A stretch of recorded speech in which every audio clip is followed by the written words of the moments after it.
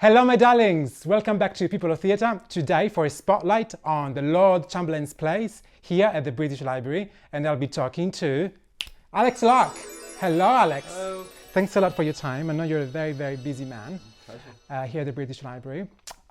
So first question for you, what does a curator actually do at the British Library? Tell me more about it. Oh gosh, so at the British Library we're responsible for huge collections of manuscripts, rare books, and we're also a copyright library, so everything published in Britain in English comes to the library under copyright law as well. Every single publication comes to the British Library. Comes to the British Library as a copyright library. So we're responsible for collecting, housing, maintaining, and promoting the nation's collections. So that's what we do. We do that through exhibitions, through media events like this, big ones. Yes, of course, People of Theatre, guys. Exhibition, and we catalogue it. We obtain new items for the nation, and really make it accessible. And one thing that I'm very surprised about is that we are not using gloves today. And somebody would imagine that when you have so many precious items with you, you're going to use gloves to touch them around, but not here at the British Library with manuscripts and books. No, we prefer not to use gloves here when handling items, really, because as you know, when you put on gloves, your sense of touch is much reduced, so it actually can pose a risk to objects of them being dropped. It's very difficult to turn pages with gloves, as you know, and also the fibres in the glove can leave residue leave small fibres on pages, which can be more harmful than than clean hands. We'd like people to use items with clean hands, and that is probably the best way of looking after them. I mean, sometimes I think when it comes to filming, people on television they wear these gloves to show that this is a rarefied, unusual object. It looks cool as well. That's really just it's an iconography of television, but really you don't need them, and it's better not to wear gloves. Amazing. So our hands are very clean today, just to make sure. And so let's talk more about these incredible plays we got in front of us now, which are all from the Lord Chamberlain's plays collection here at the British Library. Tell me about this collection. Okay, so the Lord Chamberlain's plays is an enormous collection, a great resource held here at the British Library, which contains all the plays, all the scripts of plays performed in the United Kingdom between 1824 to 1968. Wow. And all these plays went to the Lord Chamberlain's office to undergo censorship or to receive license to be performed. So it's an incredible resource for researching, the history of plays in the United Kingdom. And it really goes over 100 years. So it's a lot of plays that have been censored, I guess. Yeah, and the history of censorship of plays under the Lord Chamberlain's remit dates back to at least 1737 when the Stage Licensing Act was passed. So we there is a collection of plays from 1737 right the way up to 1968, but the early part of this collection is held at the Huntington Library in the USA. But we have, between the Huntington and the British Library, we have a collection of all play scripts, as well as the readers' reports for the censor from 1737 to 1968 when the Act was repealed.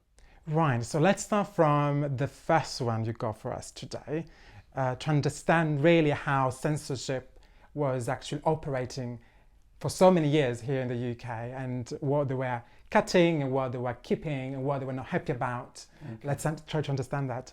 Sure. Would you like to begin with? Yes. Because we should actually say that that affected so many playwrights, very celebrated playwrights here in the UK, like Oscar Wilde or George Bernard Shaw or Ibsen Tennessee Williams, big names. They all really had to deal with these theatre acts. Yeah, it's incredible actually. I don't know if a lot of your viewers will realise that plays were censored in the United Kingdom right up until 1968. And that's the incredible thing. When we were talking about it, preparing for the blog, I was really like very keen about the year when it was actually when we got rid of it, because it was 1968. Yeah, it's a lot of time ago. So pre-publication censorship, so the censorship of books for publication, that act lapsed in 1695. So from 1695, you could publish whatever you wanted without it having to go to a censor. You could publish Shakespeare without it having to go to a censor, but if you wanted to perform Shakespeare or a version of Shakespeare, you would have to submit that play to the Lord Chamberlain right up until 1968. So let's start with the first play you got for us today, which is by George Bernard Shaw. George Bernard Shaw. So this one is a renowned one for the Lord Chamberlain's plays. This is the play called The Showing Up of Blanco Posnet, which is about a horse theft in the US. It's set in the US, but Bernard Shaw describes it consciously as a sermon in melodrama. So it deals very much with ethics and religion, ethics and religion and the nature of religion. Right. And it was banned. It was not passed by the Lord Chamberlain, by the censor, because it was seen to be blasphemous. It was contravening blasphemy law. Yeah, because one of the rules was that you cannot talk about religious issues or to name Jesus Christ. Or even to perform biblical characters on stage. Yeah. Right. And so what we have here in all of these plays is the text that was submitted with the return address. So here we've got George Bernard Shaw. Right. And then throughout it, if you look, we find lots and lots of annotations in blue pencil. So they really use the blue pencil to indicate what they didn't like, or they thought that it wasn't a right fit for a performance. Yeah, so what the Lord Chamberlain doesn't like, or what his examiners of plays, as they were called, they highlight this in blue ink of what they don't like. So what is he? So this dislike that Blanco says, I accuse Feemy of immoral relations with Strapper. Oh, you liar, says Feemy. I accuse the fair Euphemia of immoral relations with every man in this town, including yourself, Sheriff. I say this conspiracy to kill me between Feemy and Strapper because I wouldn't touch Feemy with a pair of tongs.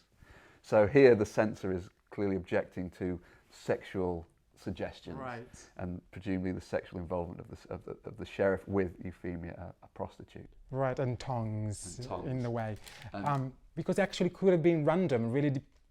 It could really be. Yeah, it didn't. It was never set out exactly what the Lord Chamberlain was to look out for in performances. Here's another good one. Lord, have mercy on us, miserable sinners. And where's this? Don't flatter yourself. You're a miserable sinner. Am I a miserable sinner? No, I'm a fraud and a failure. So it's making judgments about what is sin, and putting that on stage, which I don't think we would find this. No, we wouldn't at all. We wouldn't even notice. Yeah, probably. But what this does here? Let us pray. The Scripture moveth in sundry places. So it's just touching on sensitive subjects here. Right. And they were very precise in indicating with the blue pencil what they wouldn't like, and in order to publish basically or to perform the play, they had specifically to cut these bits out of the play. So what would happen would be the play would be submitted. The Lord Chamberlain or the examiner of plays under the Lord Chamberlain would examine it, mark it up in blue, write a report on the play, highlighting what they think should be cut. And the Lord Chamberlain would agree or disagree. I mean, I have an example here of a Lord Chamberlain report. This is from Samuel Beckett's Waiting for Godot. It says, with many years on the council of the Old Stage Society, I have had much experience of advanced expressionist and similar imaginalist kind of plays, but I find this one extremely baffling. And then so it gives a very nice report on it. Right. That was Waiting for Godot. Waiting for Godot. And then here it says, Act 1, page 2, to cut. You might button it up all the same. Cut, and that's agreed by the Lord Chamberlain to cut. In Act 2, page 3, it says, you piss better. that is to be cut, and the Lord Chamberlain Grade has to cut. In Act 2, page 30, someone asks, "Who farted?" And that is to be cut and cut again. Even though it is used in the plays of Ben Jonson, it seems that Samuel Beckett couldn't use. Outrageous, Who farted. outrageous. So it's a wonderful collection, not just to have all these play scripts, but also to understand the thinking behind it. behind the censorship of the time. Right. Let's move on to the next ones. Yeah, and I'm really looking forward also to Tennessee Williams. We got that. Yeah, Tennessee Williams is wonderful. This one is I got this out just because of some of the interesting and extensive censorship in it. This is called Danton's Death, and it's a translation of a play by a revolutionary German playwright man called Georg Büchner, who was writing in the 1830s, and this is a translation by Stephen Spender in 1931, which he submitted to be performed, but sadly it didn't pass. And it's interesting that even a play written 100 years earlier is still being scrutinised and still being judged and banned. Yeah. So here, what do we have? Big, lots of blue pencil here. So, we haven't had anything warm in our bodies since yesterday. No, you can't say that. Definitely not. Here, a soldier says to be banned, "Christina, my Christina, does the pain hurt you sore? Hurt you sore, hurt you sore, hurt you sore." Then Rosalie sings, "Oh no, Mr. Soldier, I'd gladly have some more, have some more, have some more, have some more." That sounds well, outrageous. I think I'm blushing. And here, Danton then replies a bit later on, "Wouldn't one like to spring into the middle of it, tear off one's trousers and take them from behind like dogs in the street?" Well, certainly not. I mean, this is a play written in the 1830s, but by a revolutionary German writer. It's interesting because now actually what we find in contemporary writing, actually it's all about, kind of like sexual attitude and like how that differs from different genders' perspective, which is really what it is, really trendy in theatre today. Yeah, but, exactly. Yeah. But it was still being written about, but possibly not performed. That's the thing. Because it had to go through the Lord Chamberlain. Which really says a lot about the potency of theatre, I guess, right? Absolutely, yeah, absolutely. Because they were targeting plays, theatre. I think also the immediacy of performance is something that seems to have concerned them at the time. As a press, you could publish anything. The censorship of publications lapsed in 1695, but you couldn't perform anything until 1968. Wow. It's incredible, until 1968 in the United Kingdom. And I think that does show a continued concern about morals and about access. Who's accessing this stuff? Let's move on to Tennessee Williams. Okay, yeah, of course. So a great play. A great play, really. So this is a play script from 1955, submitted to the Lord Chamberlain's plays of Tennessee Williams' Cat on a Hoptin Roof. And 1955 is the year that it was first performed in New York, in the USA, and won the... It won the Pulitzer Prize, yes. In 1950. So even though it's a prize-winning play, it's already premiered. True. It still has to be submitted to the Lord Chamberlain, and it is banned. It's not allowed. It was banned, right? Yes. Yeah. And here we have lots of blue crossing out. We should say that actually it did sort of talk about different issues that at that time the Theatre Act wouldn't allow to be in any performances, like homosexuality, rude words, anything that was immoral and indecent and corrupting of public morals.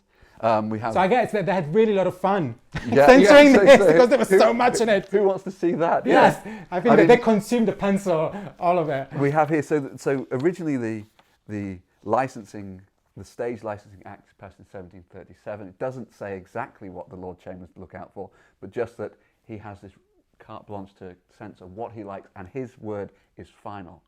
Then it's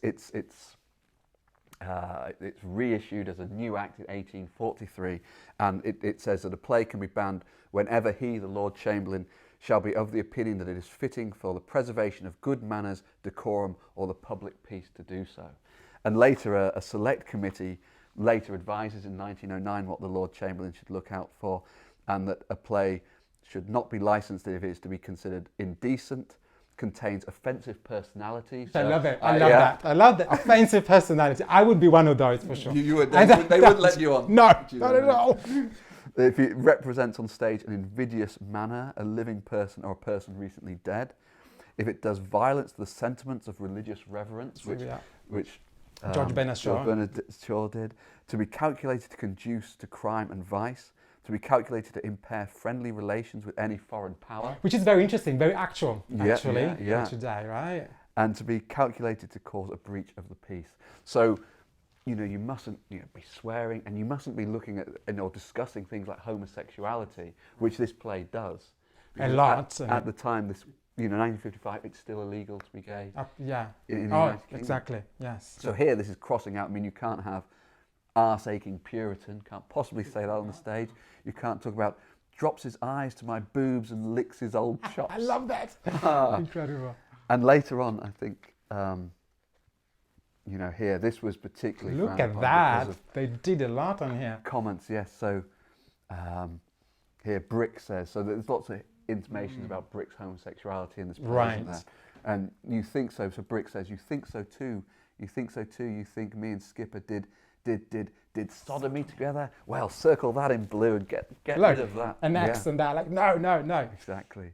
But this is, you think that Skipper and me were a pair of dirty old men? A couple of ducking sissies? Queers? Well, no. That has all got to go. No. So if you can't have a play describing that, and it was not allowed to be performed on public stages in the UK. Kingdom.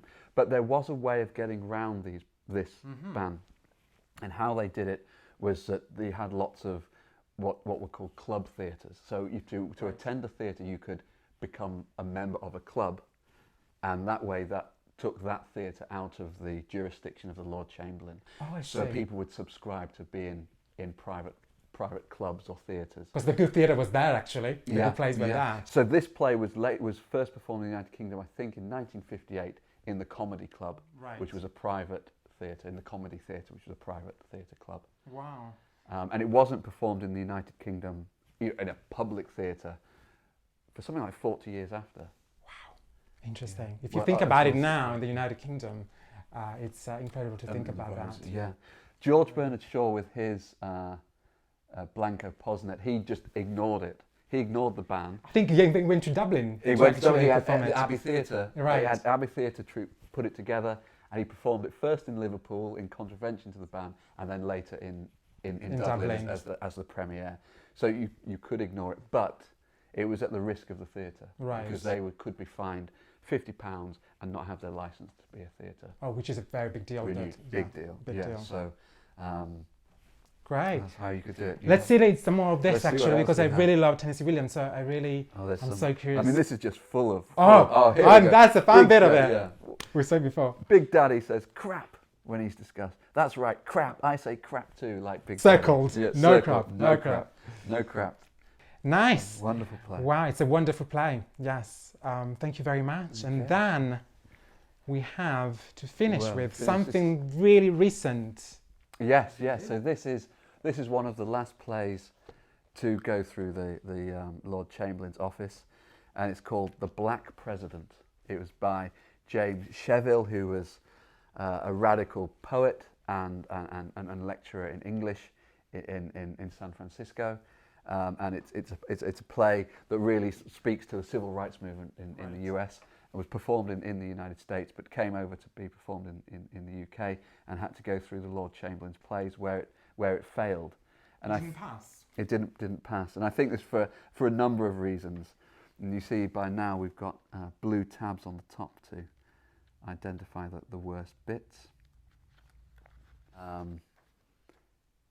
Here we go. You mustn't have people with tears down their face shouting, "Fuck you, cop, fuck you." No, mustn't have that. Massively censored. But I think it's incredible that and it's 1968. In 1968 that you've got all these things happening in film, in cinema. Exactly. But not on the stage. But the United Kingdom stage was still censoring. And this is interesting, this one. So here we have a character who suddenly, Jack Byrne, the character, is taking off his clothes. Naked, he salutes the company commander.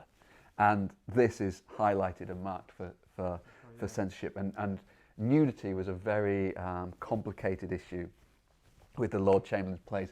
You could be nude, but it had to be very dimly lit and no movement. Still, if it moves, I think that's something like somebody somewhere says, if it moves, it's rude. It's rude. Exactly, yeah. So it had to be in an artistic pose and still and no movement. Exactly. And here, well, clearly there was a lot of movement going on. A lot of things swinging around that shouldn't have been, Juliana. So that is to be cancelled. But it's just an incredible look into attitudes, you know, in Britain on the stage from 1737 to 1968. Wow, great. And I think it's a very good moment to actually remind ourselves about censorship and how it still poses some questions probably in today's media and theatre. So it's important to think about it. And well, what I think it comes, you know, when you're looking at issues of in 1968, a man taking off his clothes on stage, being censored. It shows that when these people, or when censorship authorities are given carte blanche to censor material, they can become very paranoid and end up going beyond their remit, I think. Because actually they're there like to censor, and they might just think about things that are not actually meant to be in the text, but they read things that are not there. Exactly. And they keep censoring and cutting stuff. A good warning from the past. Fantastic. Alex Locke, thank you very much for this content. We're going to also have a bibliography for you to read on the website. Please have a look so that you can understand and have a knowledge of what the British Library has in their collection. And guys, thanks so much for watching me, and do get in touch. Visit my website, peopleoftheatre.com, and also love me on Instagram, follow me on Twitter, and like me on Facebook. And I'll see you next week. People of Theatre, from stalls to stage.